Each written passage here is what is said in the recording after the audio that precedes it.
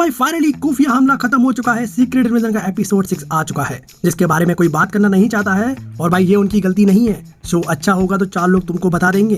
खैर मार्वल के recently project देखकर सबने मुंह मोड़ लिया है। हर शो की कुटाई हो चुकी है, इंक्लूडिंग दिस, क्योंकि ये शो अंदर से फील तो नहीं हो रहा है। एक मीडियोकर शो था, अंदर से एक खोखलापन महसूस होता है। कोई याद नहीं छोड़ता है, कोई इम्पैक्टफुल सीन नहीं था जो कि भाई दिल में समा जाए। कुल मिलाकर अच्छी छाप नहीं छोड़ पाए। खैर अपने रीति रिवाज के हिसाब से अपन चालू करते हैं सीक्रेट इन्वेजन के एपिसोड 6 की स्टोरी के बारे में। तो यहाँ पर निक फ्यूरी वारा को kind of last goodbye बोलता है। देखो ये बंदा जितना भी इमोशनल क्यों ना हो, भाई लगता तो ऐसा है कि अपने आप को सेक्रीफाइस कर देगा, लेकिन भाई इसकी हर बातों में, हर मूवमेंट में एक ट्विस्ट छुपा होता है। या फ्यूरी रशिया के न्यू स्क्रॉलर हाउस में पहुंच जाता है और भाई वहाँ पर जो गार्ड होते हैं उनको अपनी पुरानी ट्रिक से का ध्यान भटकाकर उनको निपटा देता है। अब मुझे एक बात बताओ, जब ग्रेविक को पता है कि वो आने वाला है तो भाई इन गार्ड को भी हटा ही लेता। भाई निक फ्यूरी रास्ते में मर गया तो चलो छोड़ो भाई, यहाँ स्कल्स की डेड बॉडी डली हुई है, जो कि भाई ग्रेविक ने पिछले एपिसोड में सबकी कुटाई करी थी। लेकिन भाई वो जो फीलिंग आती है, जो वो हवा चल रही है, उसको तुम ईयरफोन लगा के फील करो, मजा आएगा एकदम। फिर फ्यूरी ग्रेविक से मिलता है रिएक्टर रूम में, जहाँ रेडिएशन फैली हुई है, जिसकी वजह से निक फ्यूरी को थोड़ी तकलीफ होती है और भाई उसकी गोलियां भी गिर जाती हैं, जिनको भाई ग्रेविक और नीचे पहुंचा देता है। फिर ग्रेविक उसको बाबू राव की दवाई पिलाता है, जो तुम यहाँ देख सकते हो।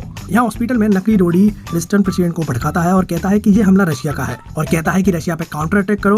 तभी यहाँ सोनिया नकली रोडी को कॉल लगा के कहती है कि निक फ्यूरी प्रेसिडेंट के लिए आ रहा है, प्रेसिडेंट को फटाफट शिफ्ट करो। यहाँ दूसरी ओर ग्रेविक फ्यूरी से कहता है कि कोई प्लान तो नहीं है, कहीं एवेंजर्स तो नहीं आ जाएंगे। और भाई जैसा कि हमें पता है कि फ्यूरी कोई भी काम बिना प्लानिंग के नहीं करता है, तो भाई ग्रेविक का ये पूछना भी जायज है। और यहाँ हमें पता चलता है कि ग्रेविक ने जिस ह्यूमन का फॉर्म लिया है ना, वो पहला आदमी था जिसको ग्रेविक ने मारा था निक फ्यूरी के कहने पर। और एक तरह से देखा जाए तो वो ग्रेविक के लिए इमोशनल आर्क था, क्योंकि एक सीधा साधा बंदा जिनकी फितरत में मारना नहीं लिखा है, उनको निक फ्यूरी ने हथियार बनाया। भाई वो नाराज था कि तुमने उससे झूठ बोला, प्लेनेट नहीं ढूंढा और हमारा यूज करते रहे। और यहाँ पर फ्यूरी भी सारी बातें एडमिट करता है और वो कहता है कि उसको पहले ही पता चल चुका था कि तुम लोगों के लिए वो न्यू प्लेनेट नहीं ढूंढ सकता है। अच्छी खासी बात हुई जो काफी इम्पैक्टफुल फील होती है। फ्यूरी ग्रेविक को हार्वेस्ट दे देता है और वो बदले में चाहता है कि तू और तेरे सारे स्कल्स इस प्लेनेट से निकल जाएं और कहीं और बस जाएं। ग्रेविक डिनाई मारता है। फिर वो हार्वेस्ट को चेक करता है, जिसमें भाई सारे एवेंजर्स के डीएनए थे, जैसे Ghost, Captain America, Corvus Glaive, Proxima Midnight, Thanos, Outrider, Captain Marvel, Cull Obsidian, Ebony Maw, Cog, Drax, Mantis, Frostbite, Hulk, Black Panther, Chitauri, Valkyrie, Gamora, Thor, Groot, Winter Soldier. List काफी बड़ी हो चुकी है। Gravik machine चला देता है, जिसमें भाई फ्यूरी भी अंदर ही था। फिर भाई ग्रेविक फ्यूरी पे अटैक कर देता है, जिसके भाई काउंटर अटैक में फ्यूरी उसके हाथ को रोक लेता है। ये देखकर ग्रेविक की फट जाती है, उसकी शक्ल देखने लायक थी। पहले लगा कि फ्यूरी पावरफुल हो गया है, लेकिन भाई कहानी में ट्विस्ट तब आता है जब हमको पता चलता है कि ये गाया है, ना कि निक फ्यूरी। और वही मैं सोच रहा था कि इन सब में गाया कहाँ गई। तो एक तरह से देखा जाए तो यह मशीन सिर्फ स्कल्स पे ही काम करती है। तो ग्रेविक ने सोचा कि ये तो निक फ्यूरी यानी ह्यूमन है, तो इससे मशीन से बाहर निकालने का क्या ही मतलब है। तो उसने एक्सपेरिमेंट उसके अंदर होते ही कर दिया, जिसका रिजल्ट ये हुआ कि भाई दोनों को सुपर स्कल पावर मिल चुकी है। तो भाई देखा जाए तो निक फ्यूरी के प्लान में भी प्लान छुपा होता है, जो कि एक तरह से प्रेडिक्टेबल था। फिर जहाँ इन दोनों में वीएफएक्स सीजे वाली फाइट होती है, यहाँ तो हल्क का आर्म, ग्रूट का आर्म, एक्सट्रीमस, ड्रैक्स का आर्म, यहाँ ग्रेविक के अबोमिनेशन वाले कान और हाथ, और भाई गोस्ट की फेजिंग, कॉर्ग आर्म और आइस सॉवर्ड देख सकते हो। भाई टेलीकिनेसिस भी देखने मिला फ्रॉम एबनी मॉ। ये साला डीएनए में रिंग कब से आने लगी है, और आई एम डैम श्योर बहुत जल्दबाजी में बनाया इसको, थोड़ा डिटेलिंग में मिस कर गए ये लोग। उसी के बाद हमको हल्क की जबरदस्त किक देखने मिलती है, एक्सट्रीमस की हीलिंग देखने मिली, फिर कल ऑफ सीडियन का हैंड, फिर यहाँ थैनोस सच्चा का हाथ भी दिखा, और फाइनली हमको कैप्टन मार्वल की पावर दिखी। फिर भाई मेंटिस की पावर दिखी, जिसमें गाया कहती है स्लीप। और भाई ये चीज हम मेंटिस को कई बार करते देख चुके हैं, थैनोस पर और ड्रैक्स पे भी। उसी के साथ हमको प्रॉपर कैप्टन मार्वल का लुक देखने मिला, हल्क का हाथ देखने मिला। फिर भाई कॉस्मिक एनर्जी के साथ पूरी पावर आर पार हो जाती है ग्रेविक से। लेकिन भाई इन सब में ग्रेविक हील क्यों नहीं हो पाया? एक्सट्रीमस की पावर थी भाई। खैर इतना बड़ा छेद होगा तो एक्सट्रीमस की पावर भी काम नहीं करती। याद है ना आयरन मैन 3 में क्या हुआ था? अपने टोनी भैया ने आर्क रिएक्टर की मदद से ऐसी पावर मारी थी उसमें कि वो खत्म ही हो गया था। फिर उसके बाद ग्रेविक का राडा खत्म, उसके बाद सब कुछ निपट जाता है। और यहाँ पर दूसरी तरफ निक फ्यूरी हॉस्पिटल में रोडी का पर्दाफाश कर देता है, एक गोली उसके भेजे में डाल देता है। आजकल सारे लोग हेडशॉट ले रहे हैं, या प्रेसिडेंट हमला रुकवा देता है, या गाया सबको आजाद करती है, जिसमें बहुत लोग होते हैं, जिसमें एवरेट रॉस था जो कि एपिसोड 1 में दिखा था। और मैं सोच रहा था कि ये वकांडा में होगा। एक मिनट, तो भाई वकांडा में इस टाइम स्कल बैठा है क्या? अब पता नहीं भाई एवरेट रॉस कब से स्कल है। अब एक तरह से देखा जाए तो एवरेट रॉस अभी सीबीआई से भाग रहा है, तो एक तरह से वकांडा में ही अपना स्कल बैठा हुआ है। फिर उसके बाद रोडी दिखता है, यहाँ रोडी सही से नहीं चल पा रहा है। ऑफ कोर्स उसकी कैप्टन अमेरिका में जो इंजरी हुई थी वो अभी भी है, लेकिन भाई उसके कपड़े बिल्कुल हॉस्पिटल की ड्रेस वाले हैं। एक तरह से देखा जाए तो भाई कैप्टन अमेरिका में इसका इलाज चल रहा था, तो कहीं वहीं से तो भाई स्कल नहीं बन गया जाए। तब से भाई ये स्कल ही बना हुआ है, 9 साल से यहीं सो रहा है क्या? खैर ऐसा तो नहीं होगा। खैर इसकी मैं एक अलग वीडियो बनाऊंगा, उसमें बात करेंगे अपन। खैर उसके बाद गाया सोनिया से मिलती है, जहाँ हमें पता चलता है कि सोनिया और गाया मिलकर काम कर रहे हैं। वो अर्थ पर ह्यूमंस और स्कल्स को सबको बचाना चाहते हैं। अब भाई सब कुछ खत्म होने के बाद प्रेसिडेंट ट्रिस्टन ने अनाउंसमेंट करा कि अब सारे स्कल्स को अर्थ से खत्म करना है। इसके बाद मानो जंग सी चिढ़ गई है, क्योंकि ह्यूमन अब विजिलेंटी बन गए हैं, जिस पर शक होता है उनको मार रहे हैं। और इस चक्कर में भाई स्कल्स तो मर रहे हैं, लेकिन भाई ह्यूमंस भी मर रहे हैं। हैं। लेकिन इतनी सी बात सुनकर भी निक फ्यूरी को सेवर में जाने की पड़ी है, जहाँ उसको 12 भी ज्वाइन कर लेती है। उनकी प्यार भरी बातें चलती हैं जो मैं नहीं सुनता, मैं तो म्यूट कर देता हूँ। खैर ये दोनों यहाँ से निकल जाते हैं क्योंकि भाई क्री साम्राज्य के लोग शांति वाली बातें करना चाहते हैं। पीस नेगोशिएशन चलने वाला है जो कि भाई द मार्वल्स में देखने मिलेगा। खैर उसके लिए कोई एक्साइटेड नहीं है। और उसके बाद कहानी द मार्वल्स में देखेगी कि भाई क्री ने क्या करा। खैर अब देखा जाए तो यह सीरीज जैसे शुरू हुई थी सच में एक अलग ही वाइब देती है। पहले एपिसोड में मारिया का मरना सिचुएशन की डेप्थ समझाता है कि ये जंग छोटी मोटी नहीं है, बहुत बड़ी चीज है। ट्विस्ट अच्छे थे, मजा देते हैं। लेकिन अगर मैं सीरीज के पॉजिटिव के बारे में सोचूं तो मुझे सिर्फ एक ही कैरेक्टर याद आता है, सोनिया फॉल्सवर्थ। जब वो स्क्रीन पे आई है मेरा तो दिल खुश हो जाता है क्योंकि उसकी एक्टिंग और उसके रूथलेस प्लान मजा देते हैं। सच में एक फीमेल कैरेक्टर को कैसे पावरफुल और बैडस दिखाया जाता है वो इनसे सीखो।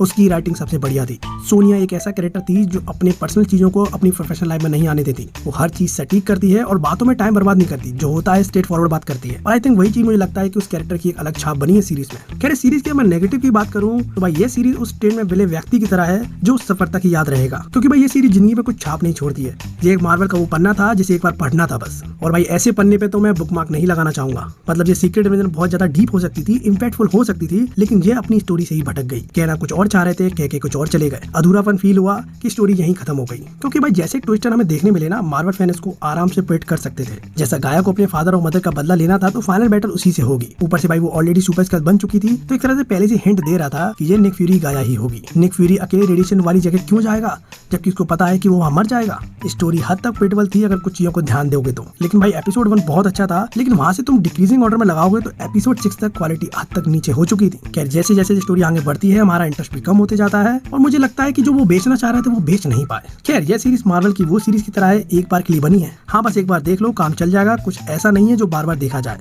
लास्ट में तुम्हें इतने सारे रेफरेंस दिख गए, कैप्टन अमेरिका, थैनोस, सोचा कि भाई इन्हीं से खुश हो जाएंगे लोग, तो ऐसा नहीं है। हर हफ्ते इंतजार करके इसको देखना वर्थ इट नहीं निकला। इससे अच्छा तो भाई ये एक बार में पटक देते, एक बार में बिंग वॉच करके निपटा जाते। जैसा कि मार्वल इको सीरीज के साथ करने वाला है, वही सबसे सही डिसीजन है। भाई अच्छा रहता है कि एक बार में इंसान उसको देख कर निपटा दे। यो भाई घुट घुट के हर हफ्ते इंतजार करना एक एपिसोड के लिए जो आफ्टर ऑल वर्थ इट ना निकले तो भाई मजा नहीं आता। खैर सुनने में आया था कि यह सीरीज विंटर सोल्जर की वाइफ देगी। इसको देखने के बाद ऐसा लगता नहीं है कि वो उसके आसपास भी रहती है। खैर ये सीरीज कुछ चीजों का जवाब दे ही नहीं पाई। मतलब वो सस्पेंस में बना के चले गए या वो जवाब देना नहीं चाहते। जैसे कि भाई गाया की मदर कैसे मारी गई, उसमें ग्रेविक भैया का कैसे हाथ है ये नहीं बताया। रोडी कब से स्कर्ड है वो कंफर्म नहीं किया है, वो तो एक प्रेडिक्शन लगाई जा रही है। और ये चीज समझ नहीं आती कि भाई ग्रेविक जो अपने ही स्कर्ड भाइयों के लिए घर ढूंढ रहा था, आखिरकार उन्हीं को वो मारने क्यों लगता है। वो उनको कैसे मार सकता है, वो अपने मकसद से ही भटक चुका था। खैर अब देखा जाए तो ये सीरीज निक फ्यूरी के ऊपर ज्यादा फोकस करती है। आई मीन सीक्रेट इन्वेजन के बारे में नहीं, मतलब उसके सीक्रेट के बारे में, कि भाई उसका एक डार्क साइड दिखाया जाता है कि जो उसने स्कल से वादा करा था वो उसने नहीं निभाया। इंस्टेड उसने स्कल का यूज करा अपने अर्थ को बचाने के लिए। जिन लोगों को अच्छी लाइफ देनी थी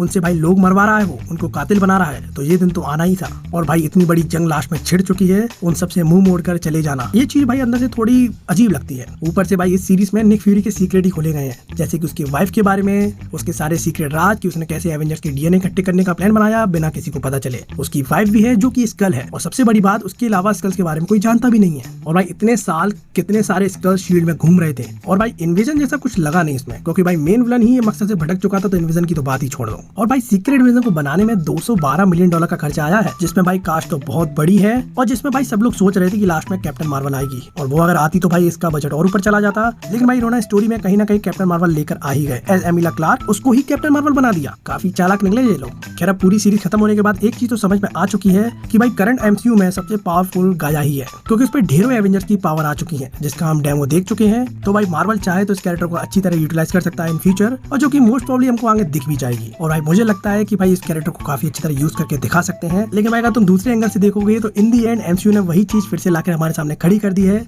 एमसीयू कहीं ना कहीं लास्ट में ये सीरीज एमसीयू वाली रेफरेंस देके चली गई। अब तो मानो ना मानो यही रियलिटी है। खैर मुझे कुछ खास नहीं, लेकिन मजा आई, ठीक था। मार्वल के साथ रहना है तो भाई चीजों को देखना ही पड़ता है, चाहे वो अच्छी हो या ना हो। खैर भाई तुम बताओ तुमको ये सीरीज कैसी लगी, तुमने देखी भी है कि नहीं देखी है। अगर तुमने सीरीज देखी है तो तुम्हारा क्या मानना है सीरीज के बारे में। उसी के साथ मैंने ओपन का रिव्यू मिल जाएगा, यहीं कहीं आ जाएगा। और उसी के साथ मैंने काल्के की वीडियो बनाई है, वो देखना है तो वो भी कहीं आ जाएगी। तो भाई मिलते रहेंगे।